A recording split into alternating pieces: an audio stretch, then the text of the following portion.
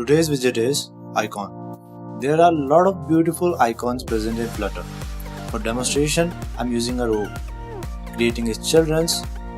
So here I'm creating an icon, giving it color and size.